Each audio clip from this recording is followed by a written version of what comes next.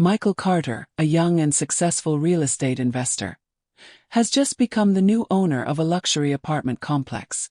However, when Michael entered the building grounds to check on his property, he was suddenly stopped by Susan Harper, a resident who lived here, and accused him of trespassing. With a prejudiced gaze, Susan did not hide her skepticism, quickly making discriminatory remarks, purely based on Michael's appearance. Meanwhile, Michael, in a well-groomed suit and confident demeanor, still retains a respectable composure. He didn't react to Susan's gratuitous hostility. Instead, just stood still and watched, letting her expose her own prejudices. This confrontation, which took place right on the doorstep of the building, not only highlighted the injustice but also the beginning of a series of events that changed the atmosphere of the entire community here.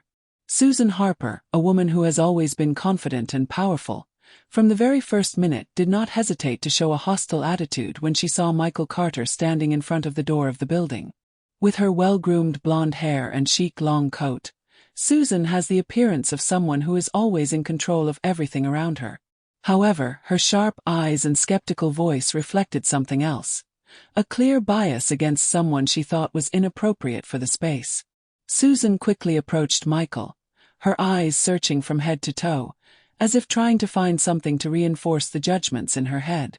The perfectly tailored suit, the elegant gold watch, and Michael's confident look didn't seem to falter her. In contrast, Susan focuses on her prejudices, ignoring any signs that the man in front of her is a successful businessman. Her voice grew taller, sharper, and more authoritative, as if to emphasize that Michael did not belong here. With her arms crossed in front of her chest and a defiant stance, Susan repeatedly made baseless accusations, asking Michael to explain why she was here. "What are you going to do here? Who will let you in?" Her questions were not only harsh but also imposing. Meanwhile, Michael, despite being insulted, maintained a respectable composure. He stood up straight, his gaze did not evade, but he also did not intend to challenge. His life experience has taught him how to face prejudices patiently and calmly. Susan's attitude became increasingly tense when her accusations did not receive an angry or provoked reaction from Michael. His patience and courteous demeanor only made her more frustrated, as if the feeling of losing control pushed her into a state of agitation. Gradually, her voice grew louder, attracting the attention of the surrounding residents. Some people secretly observed, even pulling out their phones to record the scene. Even so, Susan didn't seem to notice the curious eyes, even the judgment of those around her, but continued with her anger. Michael, in the face of Susan's undisguised hostility, still chooses to behave calmly. He didn't react strongly, interrupt her, or show anger. Instead, he stood still, letting Susan expose his own prejudices and absurdities. In that moment, the contrast between the two becomes clear. Susan, full of prejudice and temper. Michael, calm and confident. But this tense atmosphere was just the beginning of a truth that Susan didn't expect. Michael's presence here was not a coincidence but an affirmation of the status of a real master. The confrontation between Susan Harper and Michael Carter quickly became the focus of attention of residents in the building. Susan's sharp voice echoed in the large marble hall space, as if she was addressing a council rather than an individual. Residents who were just passing through the lobby to pick up mail or leave the building began to slow down, curious about this unusual sight. A few people stood against the wall or pretended to check their phones, but their eyes couldn't hide their attention towards Susan and Michael. Others discreetly take out their phones and turn around, expecting something worth watching to happen.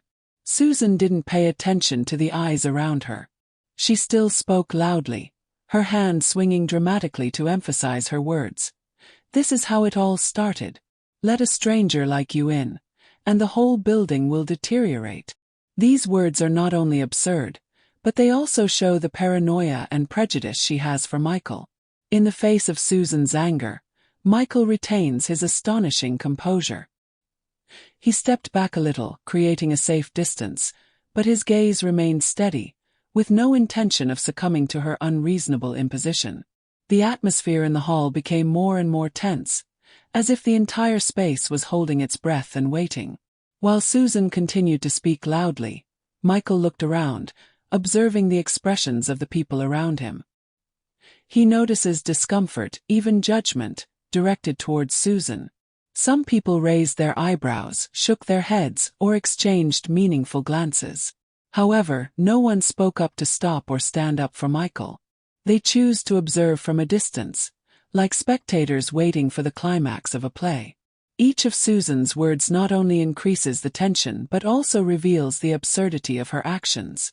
Michael, though angry at the blatant hostility, did not let his emotions dominate.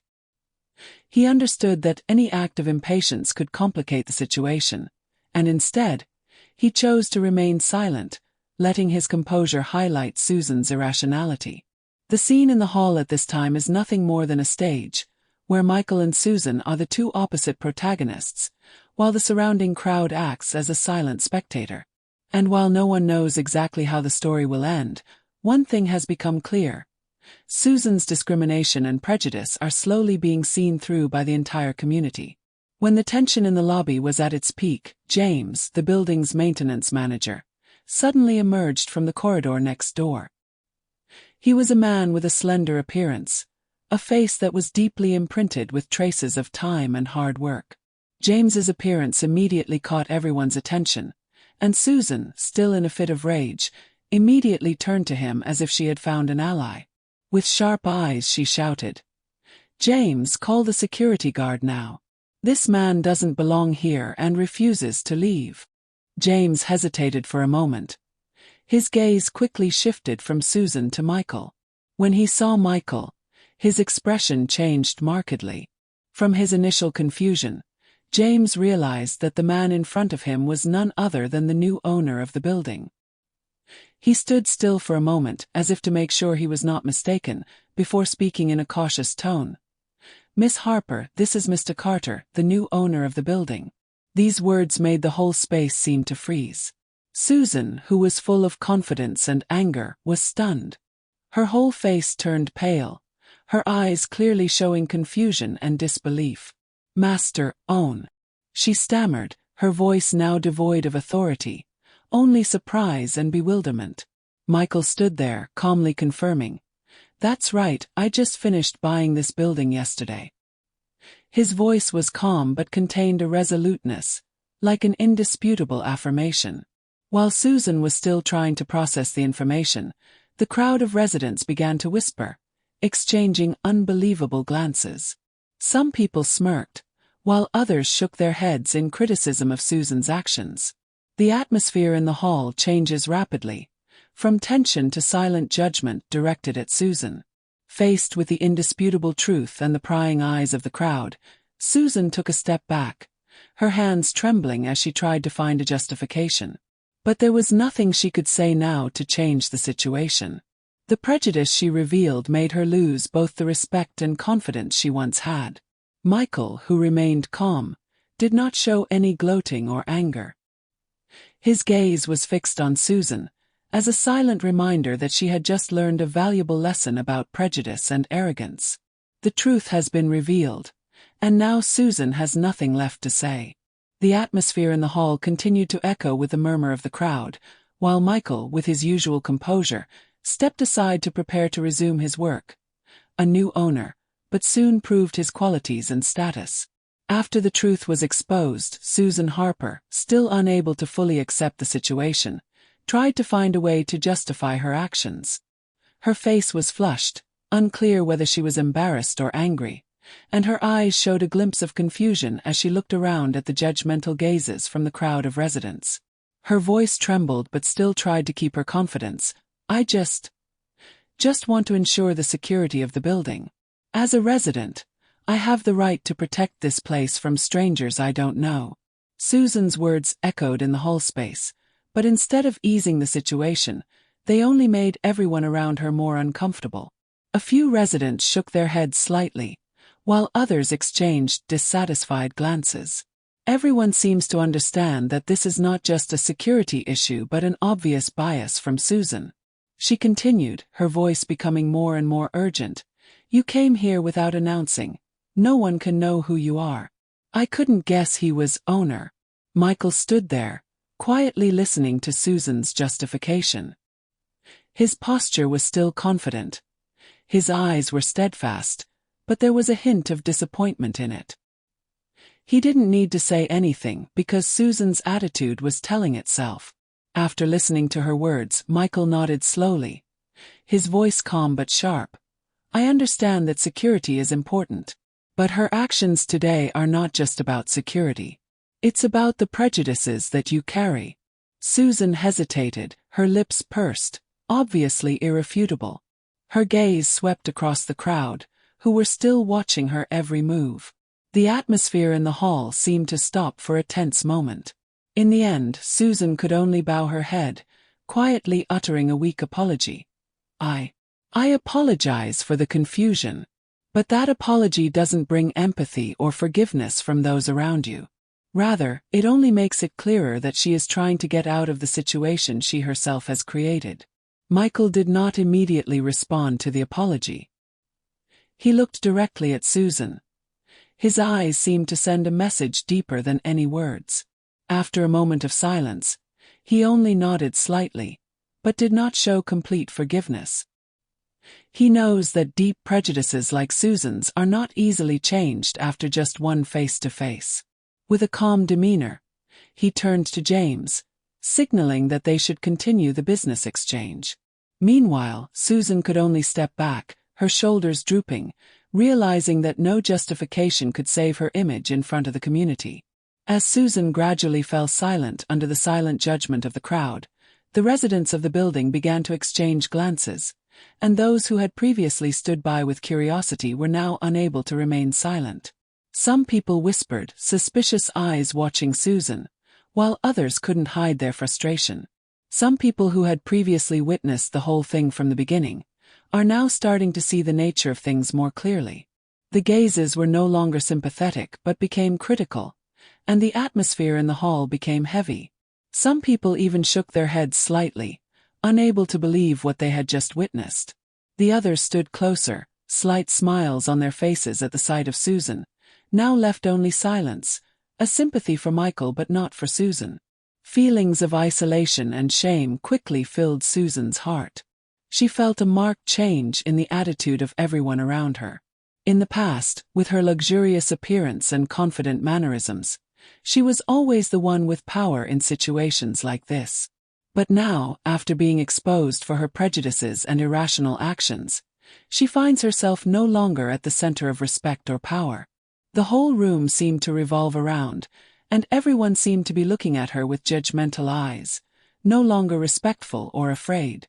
The feeling of confusion made her unable to face anyone, and Susan could only bow her head, her shoulders slightly lowered, trying to find solace in her own embarrassment. Susan's eyes no longer dared to look at Michael, whom she had insulted and despised. She turned to look at the surrounding residents, but did not receive any sympathetic glances. It's all just silence or unsympathetic looks. This further increased the feeling of confusion and discomfort in her heart. She felt like a stranger in the very space she once thought she belonged to. Trying to justify, but her weak words could not hide the truth. She had made a big mistake, and now it was time to face the consequences. The surrounding residents also didn't seem to be very excited about her vague apology. They have witnessed enough to know that this is not just a mistake or an incident. They looked at Susan with the eyes of those who had seen the truth clearly.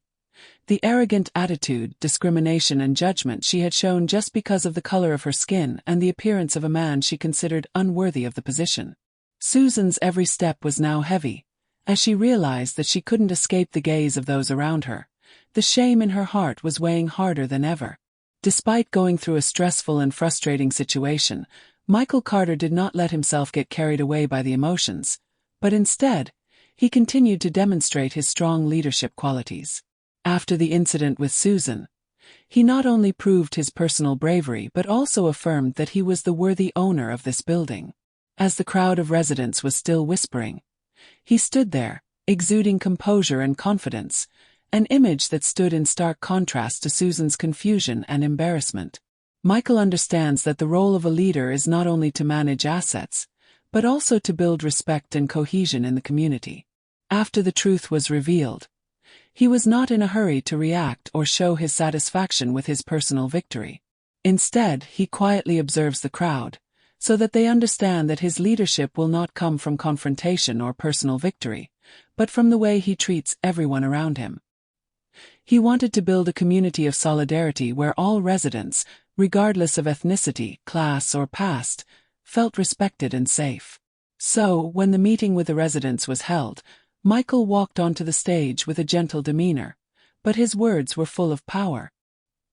He introduced himself as the building's new owner and emphasized that his goal is to transform the building into a welcoming community where every resident can reach their potential and be treated fairly. His voice was firm but also encouraging. We must learn to respect each other, not only because we are neighbors, but also because we are all important parts of this community. These words rang out in the vast space of the building, and very quickly, the surrounding crowd began to applaud enthusiastically. The previous tension seemed to have been eased somewhat. Michael doesn't need to reassert his power.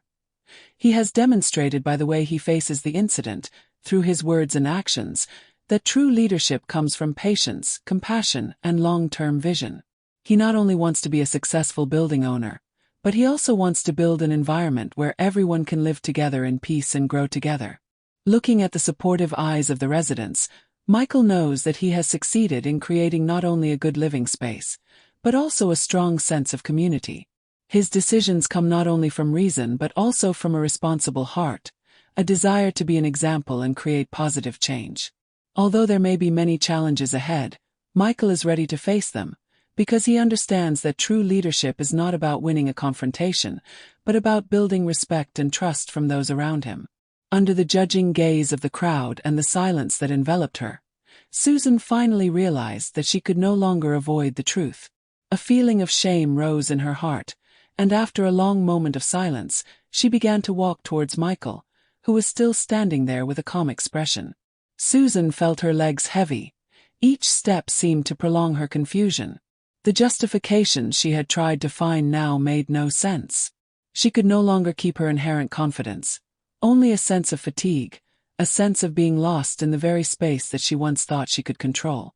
As she approached Michael, she hesitated a little, her lips pursed. The surrounding crowd began to pay attention to her, making her heart even more embarrassed.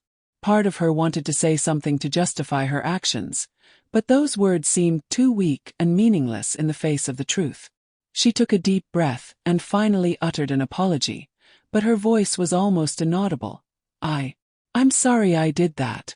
That sentence was small and lacking confidence, but it was the only apology she could utter at this moment. Michael was silent, not in a hurry to react immediately. He noticed the sincerity of that apology, although somewhat reserved and difficult. Susan's eyes showed a glimpse of fatigue, as if she was facing her own ego, which she did not easily accept. Michael just nodded slightly. There was no need to respond immediately. Her statement could not undo what had happened, but at the very least, it showed a small step forward in recognizing mistakes and changes. For Michael, Susan's admission, though somewhat embarrassed, is still a positive sign. He knows that change is never easy, and sometimes admitting mistakes takes a long process. Susan's feelings of shame and embarrassment have clearly not completely disappeared. She turned away, stepping back to avoid the eyes of the crowd and the reactions that were still around her. Deep down, however, she knew that she had crossed a major hurdle, an admission of her own mistake. She may not be able to regain full respect from people right now, but at least she has understood one important thing. No leadership is built on prejudice or arrogance.